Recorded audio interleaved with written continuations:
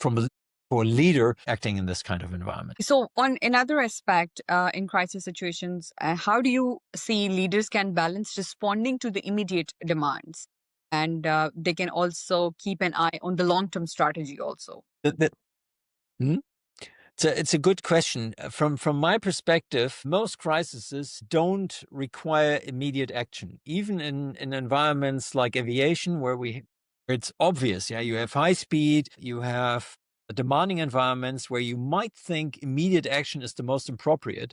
Actually, what pilots get trained for is when you have an emergency, sit on your hands. Don't act, analyze first. Yeah. And once you have understood the situation, then act. And the point is, even if you have understood the situation, it might still not be the correct understanding of the situation as a whole, especially in complex environments. So you might need to revise your decisions. And in these kinds of environments, like, for example, firefighting, the military, hospitals, and aviation, you are usually not working on the assumption that you just have a perspective of the situation and then make a decision, but actually you might have to reconsider it. And there, a structured decision model where you are allowed for this structured decision making, yeah, where you balance risk and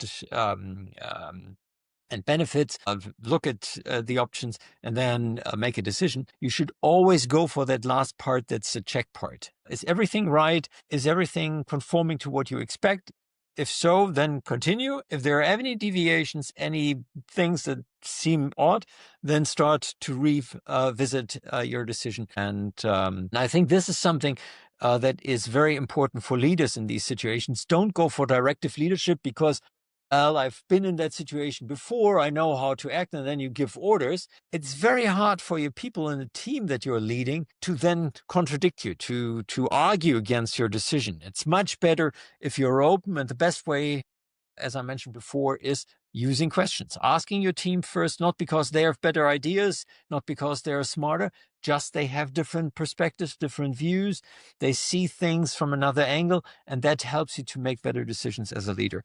And that does not take a long time. That's definitely something that is very helpful for avoiding going in the wrong direction. That's very solid, Professor Jan. I would like to know that do you think that, or we feel sometimes that it is very difficult for